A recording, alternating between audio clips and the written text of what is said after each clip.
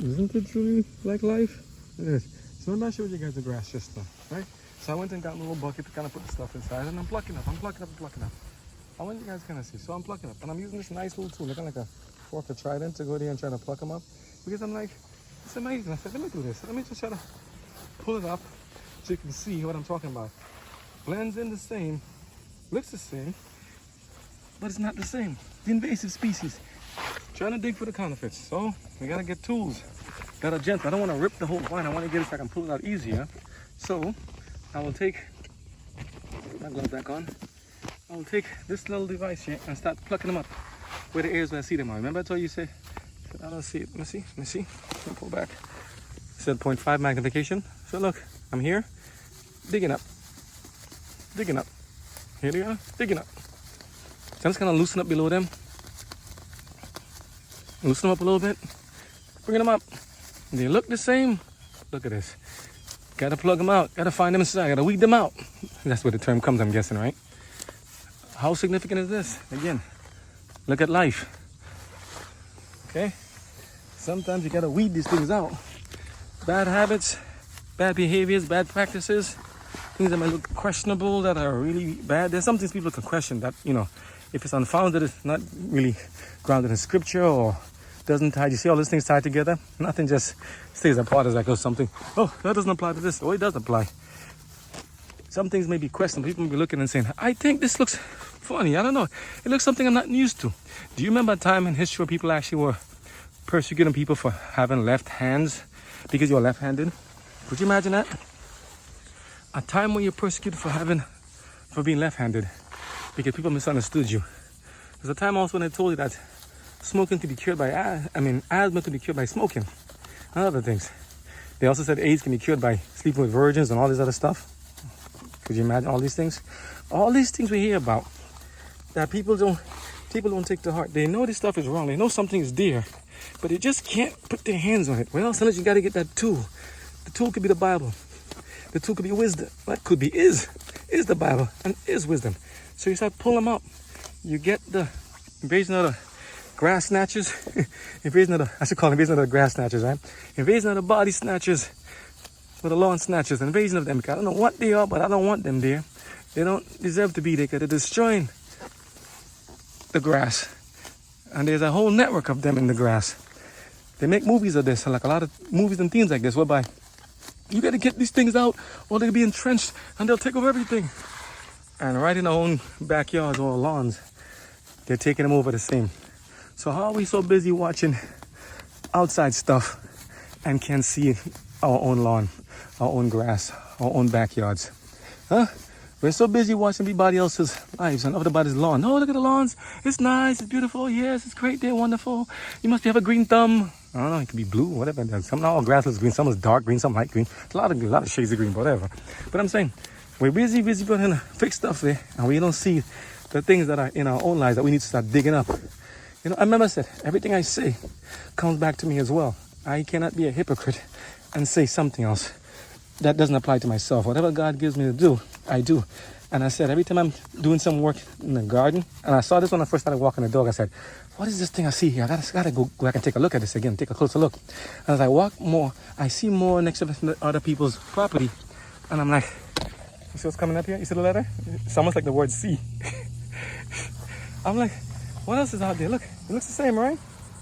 You see the raised beds in the grass? Hello! You see the raised beds in the grass? You see it? You see what I'm talking about? It looks the same, but it's not until you get closer. You gotta get down on your knees sometimes.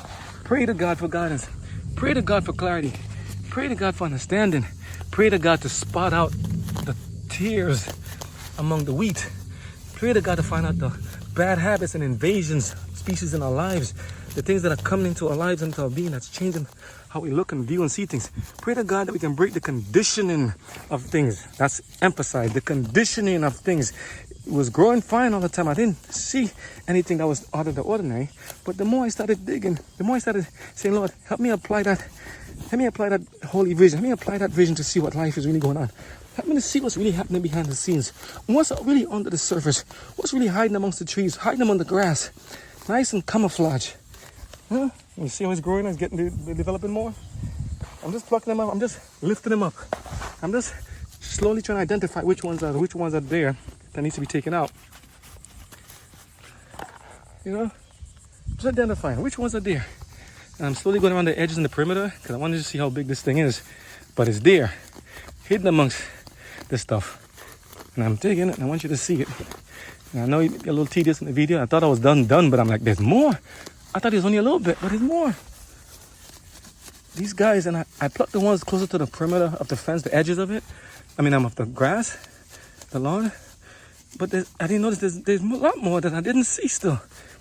Wow, how long has this been going on? How long have they been maturing and I couldn't see it? Huh? How long have these people been amongst us that are trying to destroy us, that we just keep allowing them to go ahead and do what they need to do? How long have these false teachers and false preachers been allowed to speak what they want to God's people with immunity? Are they the shepherds or the bad shepherds who just let the wolves in to just do what they want with us? Are they the ones who just stand back and leave the gate wide open, let the wolves in? Is it intentional? If it's an accident, I can say, well, okay, that's not something that's we want to happen. But if it looks intentional, we need to lift them up in front of God, lift them up, spot them out, lift them up, and take it out. Not in a violent way with humans, because they are brothers and sisters. We're wrestling not against flesh and blood, right? But we have to spot the people that have been juiced, that have been, say, nurtured on something that is not Christ-like. We have to spot those who are not doing God's will and call them out. We have to poke and bring them out. Do not be shy to call them out if you have to call them out, or else it might be too late before you know the whole lawn will be taken off. Now this is almost like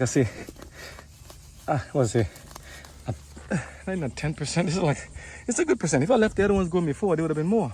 So I'm just taking up someone I see now. But if we let it go continually, look at this. I thought I got all of this stuff before. I come back and there's more.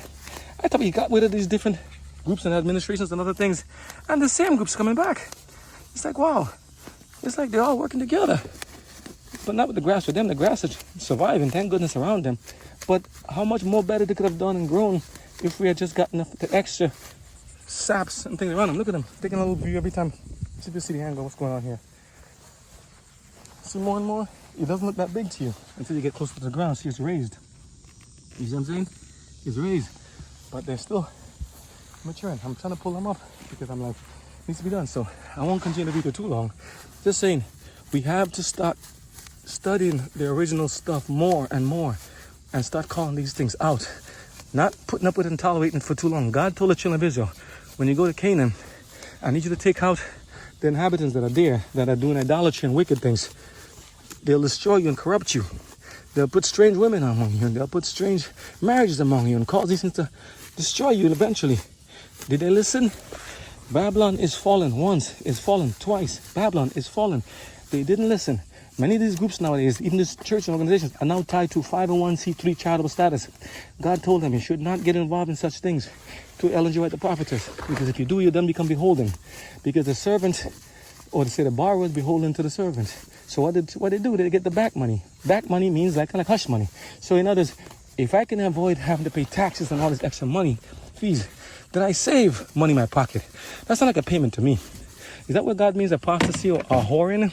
If you get 501c3 charitable money by holding back the truth and hiding under a garb of humility or secrecy, what you're really doing, what your real intentions are, by sapping, taking resources from the people, from the one that's supposed to be getting it properly, from God's people, and hiding it unto yourselves.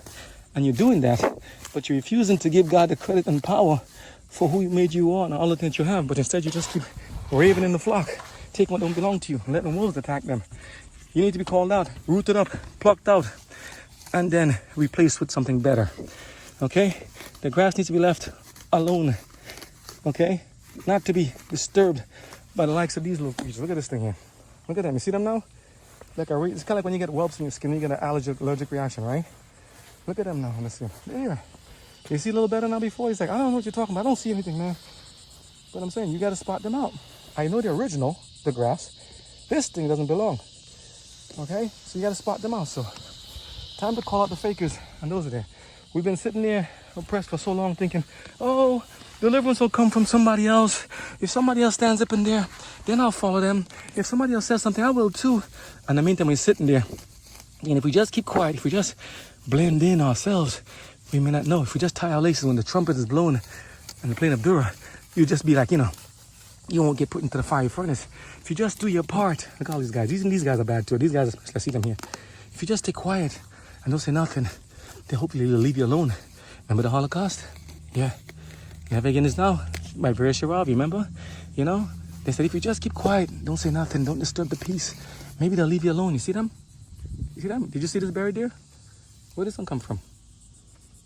He's in the grass, blended in. If you just keep quiet, don't get involved.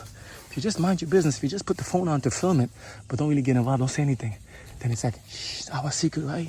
Everybody's secret, right? Keep it quiet, nobody says nothing, it'll be fine, right? If you just kept quiet and didn't say anything, look at all this stuff I'm finding in the grass. I'm just sitting here like, what's going on here? What? More and more stuff. I thought I took care of this problem a long time ago. Oh, you mean the sin problem keeps coming back? It keeps rising? Look at the sin problem. Yeah, let's call it the sin problem. The sin problem is just like this weeds. It just keeps coming back. It's invasive. It's like a cancer. Every time you try to pluck it up, it's deemed to be there. From the time this grass was conceived and made, I didn't plant these weeds. Where did they come from? I didn't put them there. But here they are in this life. Who put them here? The sin problem is invading society, invading the world. And it's invading different things. And it's making us do a lot of things to each other. And we're pretending like if we can't see the truth. Some of us don't want to see it, because then we have to make changes in our life. Some of us do want to see it, but other things are blocking us from seeing the light. They're blocking the light, blocking the source of nutrition. They're sapping it from us, like these weeds. So when you should be able to see the truth, we can't, because we're busy. We've been blocked. We have to compete for the resources. We're competing with evil to survive. And evil needs to be eradicated. So people, let your good come up. Let your good come up so you can pluck up these weeds of the devil. Let's pluck up these tears in there, as God said, on his time, in the spiritual sense, but in the physical sense, now we have to till our garden.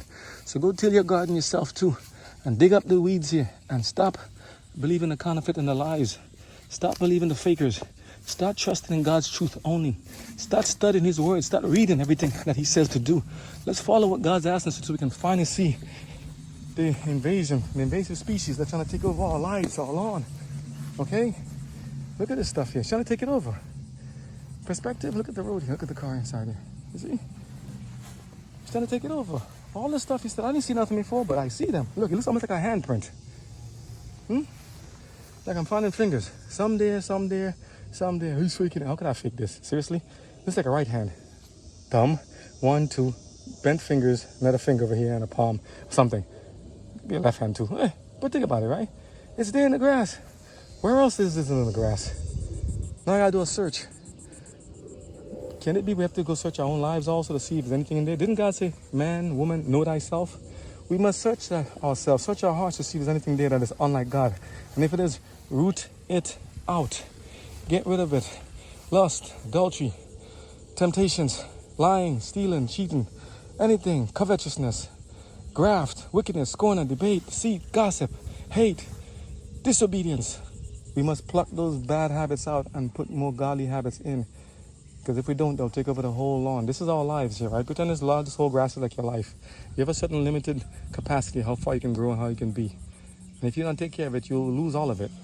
So we need to make sure we root out this cancerous sin of a weed problem in our lives, so that it does not take over the whole body and bring us down to degradation and sin and death and final damnation.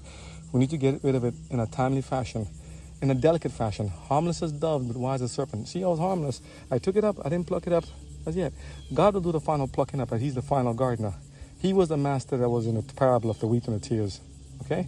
So let him do what he does in his part, and we must join in with him to do our part. We have to start here in this time of probation. We have to start doing our part here and to be involved. We're not going to stand on the sidelines. No, there's no sidelines in this war. You have to pick a side. Choose it now.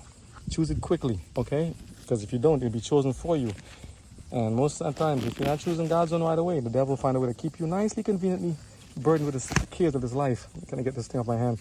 Hit the button for pause. Okay? We'll catch up again. God bless you all.